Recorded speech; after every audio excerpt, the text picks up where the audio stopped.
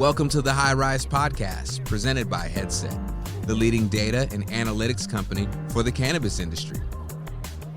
Welcome back to the High Rise, a laid-back, data-back conversation on all things cannabis, where we talk about U.S. MSOs, Canadian LPs, products, and market analysis through the lens of data. I am joined, as always, by Emily Paxia of Poseidon. Hi, everyone. Welcome to the High Rise. Yeah, it's great to be back. My favorite day of the week, favorite conversation of the week. Always so much to talk about. This week, it's just the two of us, but we still have plenty to cover. But just to tease, next week, we're going to have Matt Hawkins of Entourage Effect Capital join us. Pretty excited about that. Yeah, and Matt is on the board of Harborside, which is one of the longest running, big retailers and operators in the space in California. And we'll be talking a little bit about that exciting transaction where we saw that they acquired Sublime, which is a product company in California that also has a deep history. So exciting things to talk about. So looking forward to having him on. Yeah, absolutely. And that's a great point about Harborside. They have been around for so long. They've done a lot for the industry, too. I remember in the early days, really going to bat with California, with Oakland, and changing policy, and the D'Angelos. It'll be great to hear a lot of that story, and for sure the Sublime news. That's pretty big news, and it's great to see that deal closed. So that'll be next week. But this week, let's start by talking about the USA and MSOs or SSOs, so multi-state operators or single-state operators. And maybe we'll start with the single-state operators. The headline this week, parent company and the Glass House, both single-state operators in California, both publicly traded. Glass House relatively recently as they de-SPACed, terminated their agreement and $50 million investment. And we covered this a few weeks ago when they announced the agreement. And, to me, it was really interesting in the context of, certainly think of them as two heavyweights in the prized state, the state that everyone wants to win. Very similar approaches in the sense of, we're going to build brands here and we're going to take them to the rest of the U.S. But then they had this supply agreement kind of working together behind the scenes. And I remember I talked to Graham Farrar over there a while back and kind of mentioned that. And he's at Glass House, and he mentioned it's kind of like an Apple-Samsung relationship where Apple was making iPhones and Samsung's providing the memory, the flash memory for those phones, even though Samsung is producing competitive phones, right, to the iPhone with Android phones, like their Galaxy line. And I thought that was an apt analogy, but for whatever reason, this seems to have fizzled out. And there's not a lot of detail in the press release. They just made the announcement. So kind of just a notable news item. Any thoughts on that, Emily? Yeah, I mean, all of these transactions that we're seeing in the industry are very complex. I mean, we talked about the True Leaf Harvest transaction. This is more of a partnership for supply agreement or an offtake agreement, but also very complex. And I think that the analogy is very interesting because, while we're looking at competing in these markets, we still have so far to go to lift it up and to get it to the next level and really to get the supply into the market. And this seemed like that's what they were going to achieve by coming together, but I know, because we work on a lot of transactions, that there's the starting line and then there's the next starting line. So it's almost like a finish line that then begins again. And they were marching towards the final details on the offtake agreement. And it was going to be a beast of an agreement, a very large and significant one for both parties. And so they just couldn't get to the terms, the final terms. And this does happen a lot from that initial agreement to the final details of these agreements. But this is like a first of a big one in our industry that where it kind of got going and it didn't really get off the official starting line. So we know this will happen time and time again. Yeah, I think it's just a reflection on how big and complex these deals are and what it really means to both sides. I also think that maybe it was a little early for that agreement. Both companies had just gone through, parent company had de-SPACed, Glass House just de-SPACed. And so it's like you're going through these steps. And so maybe it's a walk, not run kind of a thing. Maybe they revisit it down the line, or maybe not. Maybe they decided they want to compete more than they do want to be kind of in the same boat together. So it is interesting. Nothing's ever easy, and I think this is just one example of it. But we'll see what comes next. I think everything else is just conjecture, but that's just where I'm thinking on what happened there. Right. Yeah, certainly it sounded like a complex agreement, and the timing, the time span of the agreement was pretty large, and lots can change in the California market. Lots can change with federal legalization, within 10 years, happening. So maybe that was a portion of it. Maybe they're set up to Yeah. be more competitive. Yeah, we can guess at it, but I'll keep watching for news to kind of see, as I do think it's pretty interesting given their scale and what they're both trying to accomplish in the California market, and see how. Yeah, I mean, one thing I'll say is I spend a lot of, I mean, we're based in San Francisco. Yesterday I just drove up and down the state for 10 hours doing site visits. And, I feel like there's what I'm hearing, and this is something that we've seen time and time again. I'm hearing that there's going to be a lot of supply coming online this year. Last year we had supply issues here in California. I remember with Sublime, we were having consistency and, just steady access to supply issues in terms of, the raw material or cannabis that's going into finished goods. And so I think there was a lot of effort across the state put into cultivation, and people are really trying to get this geared up. I think that the state's just maturing. Some of that was due to some of the licensing challenges and some groups deciding not to participate in the legal market and sidestep out into the illicit again. But we are definitely going to see more supply coming online this year. And of course, barring fires, whatever Right. else may happen. But all things considered, I'm hearing that a lot of cannabis was planted between last fall and this year, and so it should be a different time. And so maybe there was some consideration around that from parent company and Glass House in terms of being able to access the biomass or the plant that they needed. So. Yeah, that's a fair point. And here at Headset, we can watch kind of inventory levels and see supply and availability. So that'll be something maybe we can follow up on from both brands to see, what does the inventory carry at retail look like, and are they able to meet the demand? But I was just going to say, you just hit on a data point that we use so much here at Poseidon as those inventory levels, as we're watching the different categories of products growing and gaining investment, frankly. And those inventory levels have been very helpful for us to understand, what you see on social media, what you see being pushed into marketing, where it seems like brands are getting incredible traction, and then you actually see what's going on the sell-through of those Right. products. It's a good point, and something we should definitely we should follow up on that and track that throughout the rest of this year as more plant matter comes online in California, more supply. Right. And for the outdoor, is there a harvest period coming up? I guess, is that more towards the tail end of the year, right, when that will be available? So that's a great point. So that we've got in California, we've got some big indoor, we've got a lot of greenhouse coming online, more and more greenhouses getting better and better at cultivating. I think there was a lot of challenge in operating greenhouse cultivation because it's not easy. But so there will be more and more of that coming online, and that'll be a steady stream. But then the outdoor, there are some groups that do an auto flower cycle which basically has already started. So that will be coming very soon. And then you've got the photo period that will be coming off usually in October or November, I think. So, you start to see the supply building up in the fall is really when we've seen the bigger. But, I know we don't have an efficient commodities market here or an exchange yet. There are different platforms that try to do that, like Confident Cannabis is one. But, I think that they try to streamline the access to being able to procure the plant. And so I think that what I have seen is that a lot of the growers will, when that supply does hit the market, obviously the price goes down. We're talking classic macroeconomics, and some of the cultivators will hold that product back to retain better pricing later in the year. Interesting. So they're definitely watching that very carefully, because why would you sell it for $900 when you can sell it for $1,400 in 3 months? So got to be smart about when you're selling your good flower. Great. Well, all great points, Emily, and it will be interesting to follow, and certainly I think that'd be something that our listeners would like to hear. So we'll make a note to do that.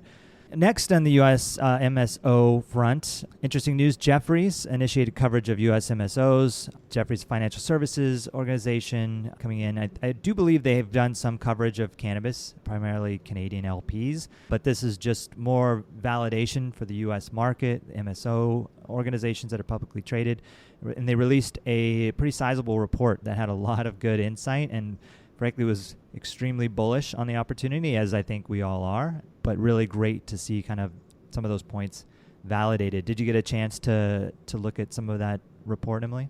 I did. I quickly went through it on Tuesday night and early Wednesday morning before I started my long day on the road. But the things that really, I mean, first of all, you absolutely nailed it on the head. I mean, they have had events. They've been kind of working and talking with the industry. We've had conversations with them. And as you and I have talked about, you have Matt McGinley at Needham, who's been covering the MSOs for a while, high quality analysis. We've got Citi is doing some coverage, but it's a little bit more early days there. And so we've seen different groups trying to get in, and Stifel has been covering Canada with Andrew Carter specifically on that beat. But, I think that this was a big and a strong move by Jefferies. Like you said, it was very bullish. It was a very detailed report.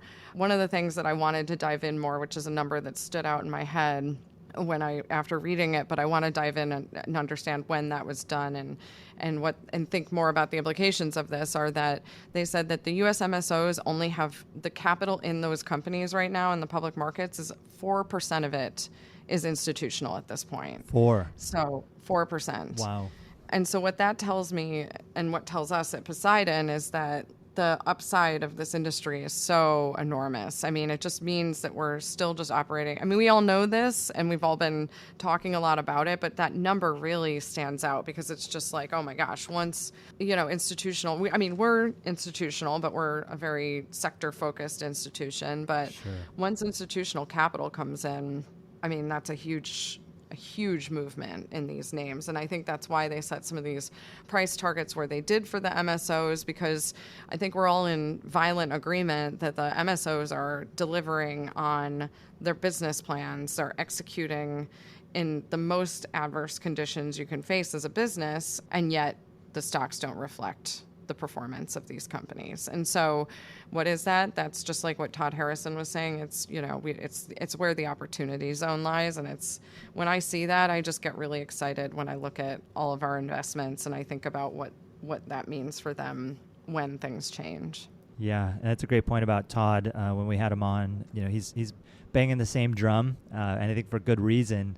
And did see he posted about this, and he mentioned that he did not write this report because it sounds so familiar, right? Very bullish on the industry, once in a generation opportunity, all these things that they're calling out as well. So it really validating and just exciting, like the amount of upside, that we're going to see here, and hopefully, sooner than later. I think the report is like 200 plus pages, so there's a lot in here, but just great to see.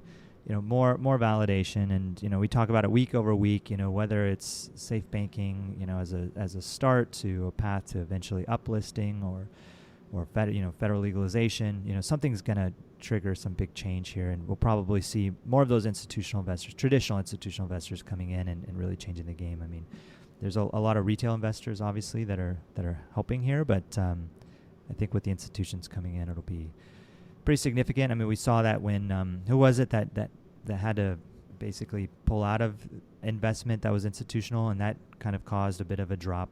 So they can move markets, certainly. Oh yeah. I mean, the volume is just so low. So moving $100 million in and out of this sector is a blow for sure. So I think the great news is that this period of time where the stocks have just really kind of like been down to sideways. This is the opportunity for retail investors, non-accredited investors, to get their chips on the table and then to recognize those moments where they can create true generational, wealth. I mean, of course, being very careful of how they allocate into the sector, but I think that it's a long thesis, it's a long view thesis, but I would say it's a really great little sector to have exposure to in everyone's portfolio. Totally agree.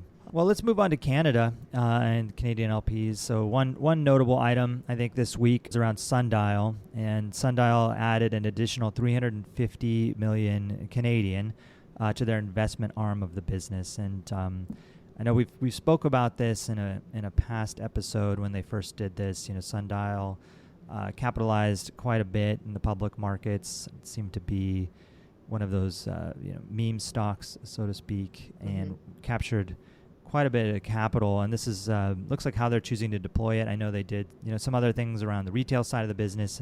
I feel like this is a signal that, maybe they've maximized on the Canadian opportunity. They have their CPG brands there, which is how they started.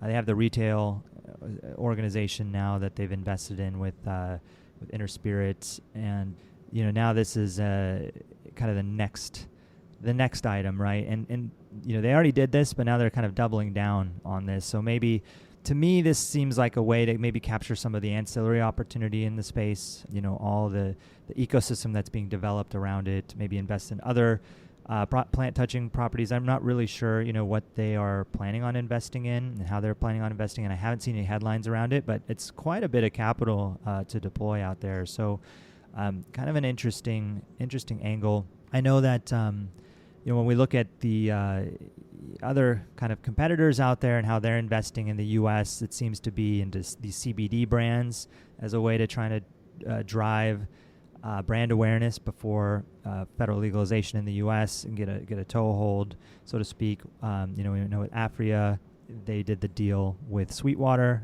and the beer company that we touched on last week around some of that cross-pollination between their brands. But this might be another clever way to make investments. I'm not totally sure, if they can invest in the U.S. and how that looks given their NASDAQ. But, maybe it's a bit different, just how, they can introduce CBD brands and be publicly traded, their competitors. So just interesting note, and just more capital coming in. And I think it's pretty smart strategy. But it is two businesses now, certainly. They have this sizable investment arm, and they have the plant-touching production and retail arm. Yeah, maybe they're going to pivot into being like a diversified holdco, like a Compass Diversified Holdings or something like that, and ultimately in the end of the day. But I think it's very smart of them to take advantage of that meme stock moment and to cash up and to be able to use that for strategic opportunities. We've seen in the U.S. that the MSOs who have access to cash have done well. In the early days in Canada, that was the way to go. But I think you're absolutely right about the Canadian opportunity kind of being at its mass saturation right now, and now to think about how they can expand into other regions. If I were them, I'd be looking at Latin America and maybe parts of Western Europe as a way to participate. The U.S. opportunity is so massive, but the only reason that they've got the cash is because they're on a listed exchange. They have the access to investors that the MSOs don't. So to lose that is kind of I actually don't think it's worth it for them right now, based on, what they've been able to turn what was kind of like in a really rough position company into a company with a really strong, a wealthy balance sheet. So essentially, we see this in other industries, like PayPal has a venture arm, other big corporations have venture arms, and they do it as ways to maybe like invest into things that then they incubate and bring under the fold of the bigger company. There's ways to approach this, but I think it's a great way to take advantage of what has been going on in the stock market. So good for them. Yeah, great points. Okay, great. Well, let's move on to industry news. I think the biggest, a massive headline last week and into this week is Sha'Carri and the Olympics and the ban for cannabis consumption. These types of headlines are so devastating. When you see all this progress happening in the industry and all this good stuff that we talk about, and this happens, it's just brutal. And I wrote recently when the NFL made the investment to study, cannabis and their players and the efficacy. They made a very tiny investment, but at least they acknowledged it. And I was reading about the World Anti-Doping Agency, and back in 2018, they actually removed CBD from their list of banned substances, and they do allow athletes to have THC in their system when they're doing random out-of-competition drug tests. So it means, athletes can consume, but they do have it as a prohibited substance for post-race or in-competition drug tests, and I guess this might fall under that. But just, signals like we really need to see some change here. I think the, only silver lining, if there's any silver lining, is it's going to force a conversation. This was, fastest person, in America going out to the Olympics and now can't represent this country. And, hopefully people in America realize that this is bad for us, that we should have let her go. And the anti-doping agency should really reevaluate this stuff. And I know, Emily, you're really close to Athletes for Care. Mm-hmm. And I think that there's a mission that's very similar here, changing perceptions and so on. So given that you're so close to Athletes for Care for so long now at this point, how do you see this whole thing? Yeah, so just for everybody, Athletes for Care is an organization with athletes, professional athletes who have come together because they feel as though, as our heroes, just like it's very interesting because we have the veteran community, which I think gets, has not been granted enough access to cannabis. I think Canada did a much better job with that. We have our veterans, we have our war heroes, and we have our athletes. And these are the people who we hold up in our society as the people who, we really respect. They're the champions of our lives. We get to watch them perform, but it's at great cost to their bodies. And there's a lot that goes on with athletes where they get pumped full of opiates, they get pushed back out onto the field, they have injuries that can impact their lifespan, the quality of their life, their relationships, such as the head injuries. And Athletes for Care is very much about focusing on how do we do a better job of caring for our athletes, and especially how do we do that through the entire professional process, but then how do we do it on the backside as well? How do we make sure that when someone's served a very successful but yet mainly potentially very painful career, how do they come out and have the support that they deserve? And so I got involved a couple of years ago, and it was one of the most incredible things to meet the athletes and to meet the athletes' families and to hear about how cannabis has changed their lives, because they were, pumped full of opiates, and that changes people's personalities. It can make them very aggressive or very unhappy or disconnected. And I met some of the wives of some of these athletes, because at the time it was predominantly male athletes that I was meeting, but we do have a lot of female athletes in the organization as well. They couldn't say enough about how this changed their entire family and basically saved their relationships and saved their partners who were competing at these tremendous levels. So Athletes for Care, obviously, I thought about this when I saw what happened to Sha'Carri. I mean, I just have to say, too, in our society, the way that we have these different role models or the people that we hold up on a pedestal, she is somebody that I was so excited to see running in this year's Olympics. I did run track. I used to run relays. And so I was just so excited for this event this year, especially coming out of the pandemic, thinking about how these athletes' dreams had been delayed because of the pandemic, and they had to go through, because you go through so much emotionally, mentally, and physically to train for this. And so knowing that they had to kind of delay that for a year, put their lives into that space where they're continuing to push to these dreams, and she's just the fastest and so fun to watch. And so I just felt like we've taken someone who could have been a great role model for especially young women everywhere, to see this woman who's really, clearly she has family issues. That's how this all happened. As a reporter, basically blew up this story about right in front of her. She had no idea that her biological mother had passed away, and a reporter asked her about it in an interview. And obviously that just kind of threw her off her center. Sure. How could you not? Even if, no matter what your relationship is with your biological mother, if it's good or bad or complicated at the very least, that's going to surprise you. And the way we think about how people cope with things, she was in a legal state, and so she consumed cannabis. She didn't go out on a drinking bender. She didn't pop a lot of pills. She didn't do a lot of things that a lot of people who maybe of weaker character might have approached, how they may have approached this. She took a very responsible approach. But the rules are the rules, which is what everybody keeps saying. And my argument on this is that the rules are outdated and unprogressive, right, and unthoughtful. And so I think that, we at Athletes for Care, there's a lot of raising of awareness around how cannabis is a productive and positive impact on athletes' lives, for everything from post-training to mental emotional relaxation, all of these different things.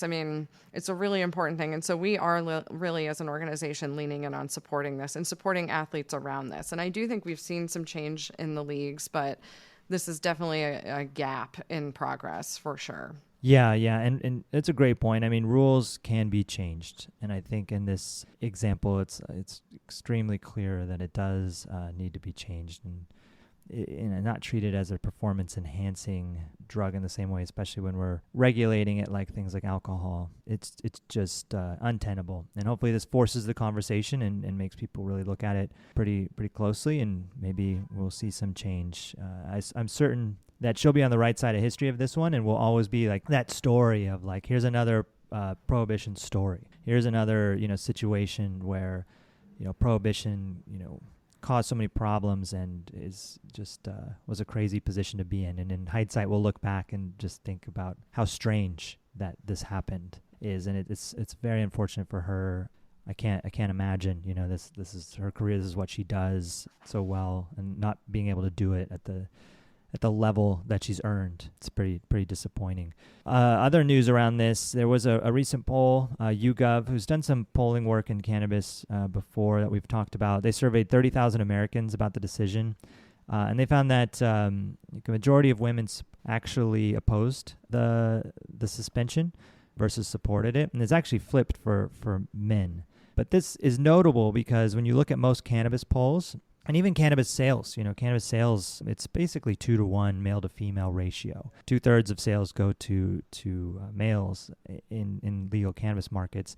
But you're seeing here, women opposing the suspension, which, hopefully will start to get those numbers up on supporting of legalization and ending of prohibition, right? Because they see kind of the disconnect here. So that's, kind of interesting, I think, and worth noting, and hopefully it continues to move the needle for more adoption. I mean, we are a majority of Americans that, believe cannabis should be, legalized and decriminalized and so on. But when you look at the male-female split, it's females usually a little less than male audiences. And again, that could be reflected in how people are purchasing it. But, situations like this may force some perception changes there as well. And then, further progress towards legalization. So only silver lining I can find in this whole situation. Yeah, I would say there's one other thing that I thought was a good... I know, and it's like all at the cost of her getting to go to the Olympics. So sad. I can't handle it. But one of the through lines of things we've been talking about in the podcast is how private industry or companies are the ones who are really taking the right steps or the more progressive steps on this industry versus the government. The government's lagging behind. It's not following what the constituents of the people who are sitting in those seats want. But you're seeing, we saw Amazon make a step forward, and now we're seeing that Nike really stood up behind her. They didn't go crazy with it, but they said, we support her, and they're going to continue to work with her in a sponsorship role. And I feel like that's a really important piece of being behind her on this from Nike. Nike is one of the biggest brands around fitness and athleticism in the world, or maybe the largest. And the fact that they said we support her and they respected the way she managed through this, I feel like is a big sign. And so I'm curious to see if Nike starts to take a different step on this. But again, it's just like, here's that big gap between government and industry and how we're supporting this new market. So. Yeah, great point. And Nike's in Oregon there, right? In Beaverton, I believe. And so, legal state, been legal for a long time, very progressive state. Good to see that they're going to continue to support her. Well, we'll see how this changes things. But yeah, hopefully only for the better. So other news, this week California announced a billboard ban. It's a very specific ban. It has to do with interstate highways. And so there's a lot of highways in California that run interstate, right? Move up into Oregon, move across into Nevada, and so on. And this ban basically bans any billboard that has cannabis advertising, or on highways that cross state lines, which is pretty extreme. So that means like even if you're in the middle of the state, couldn't be any further away from a state line, you wouldn't be able to see a billboard. And it's some strange ruling. And the BCC, the Bureau of Cannabis Control, didn't appeal.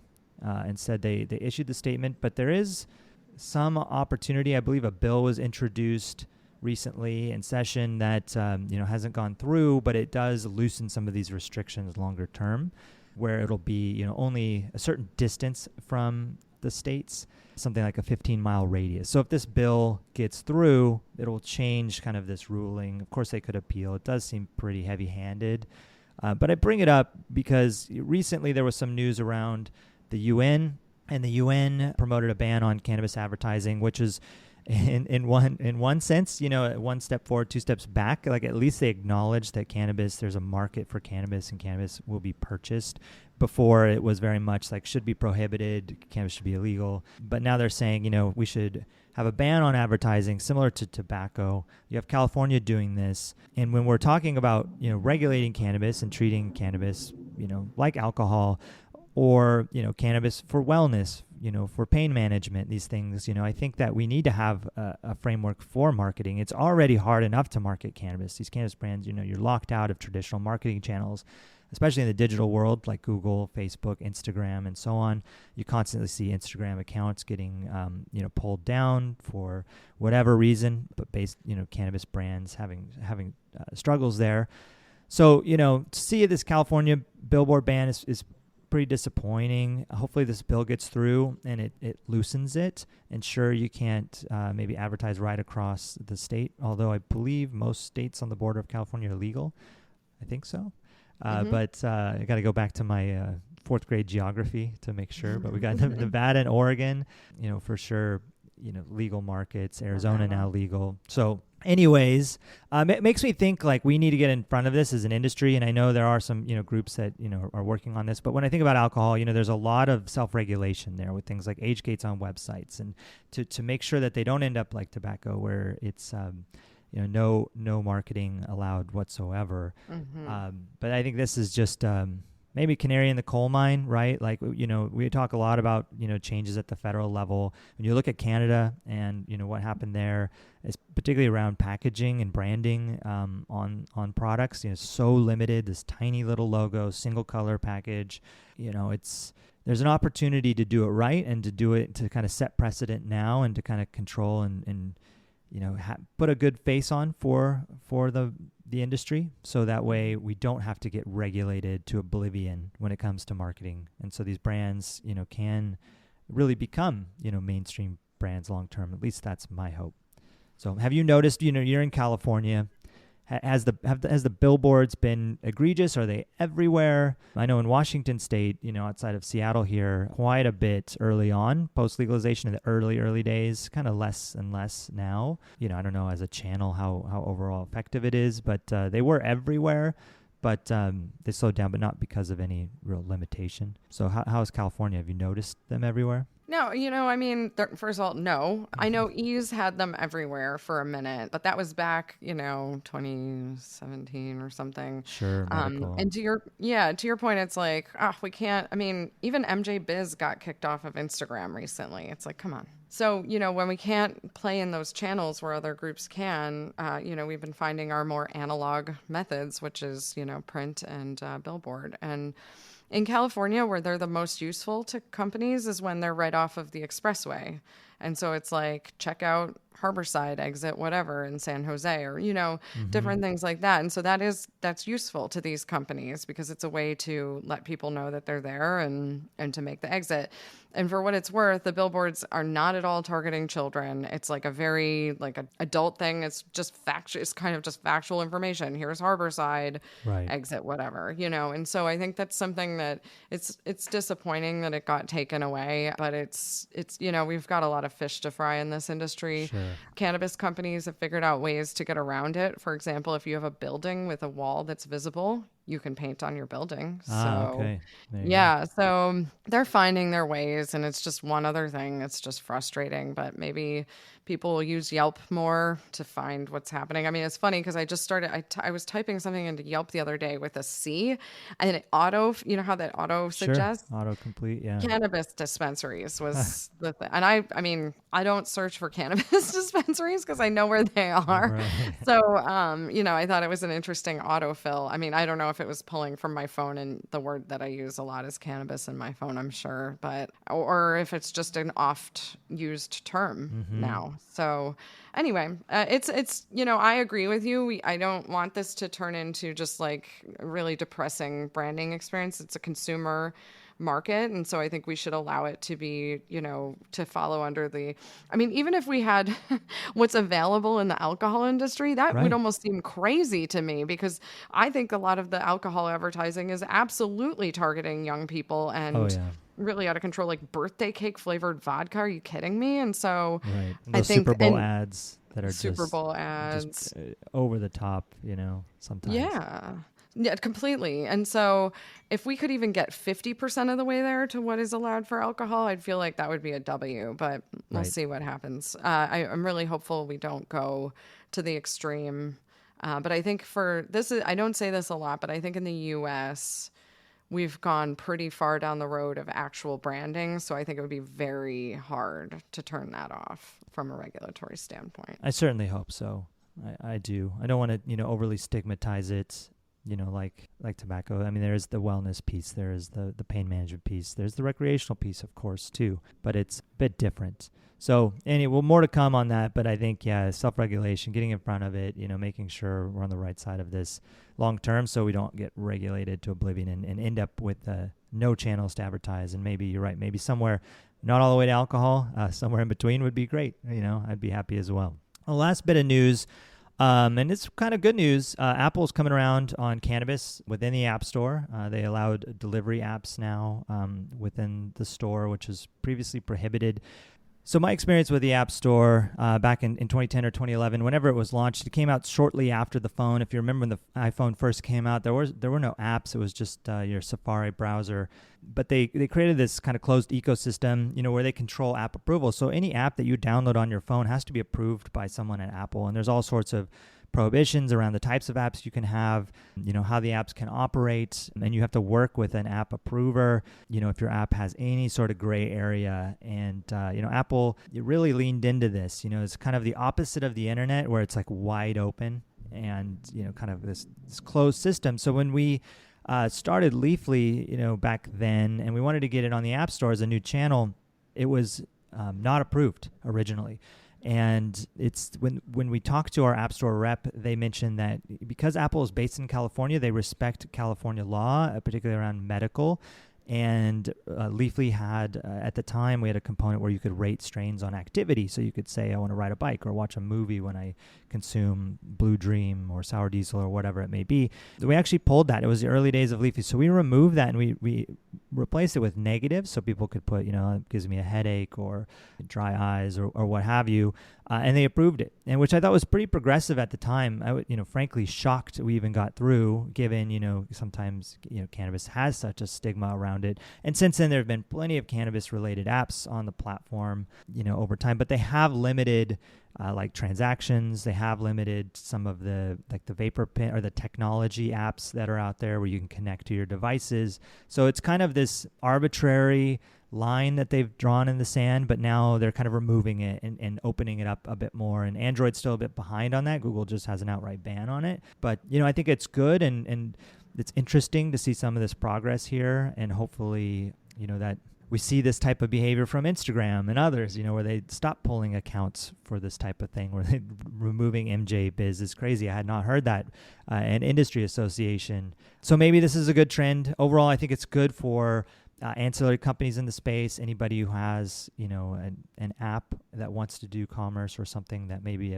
has been banned previously. So pretty positive news, I thought. Yeah, I feel like this is the right thing that should be happening. We should be working towards this. PAX, the device company, has had trouble getting their app in the store. And I think that it's just one of those things where the throwing the baby out with the bathwater on this was part of that. And I think that actually what the app is designed to do is to help people to understand their consumption, to understand the dosing, which more informed consumers are healthier consumers. And so I think that this is a positive step to see that the App Store is opening back up, that Apple's, again, another company making a move in the right direction on this industry versus what we're seeing in government. So I'm happy about it. It is definite progress. And the tech piece of cannabis, I think, doesn't even get enough attention from like a macro level. There's so much talk about the MSOs and brands, but obviously you're a technology company. There are great technology companies in this industry. And I think that making sure that we have the alignment from external tech to be walking in line with that is good. So I'm excited about it. Yeah, me too. Hopefully more good news like this coming out of the tech world soon. Well, that'll do it for today. Thanks again, Emily, as always, for joining. Again, next week, we're going to have Matt Hawkins of Entourage Effect Capital joining us to talk a bit about Harborside and Sublime. So really looking forward to that. And, of course, all the news that happens between now and then. So thanks, everyone, for joining. And, Emily, we'll see you next week. Thank you. See you soon. Thanks for listening to the High Rise Podcast, presented by Headset. For more information on Headset, visit headset.io.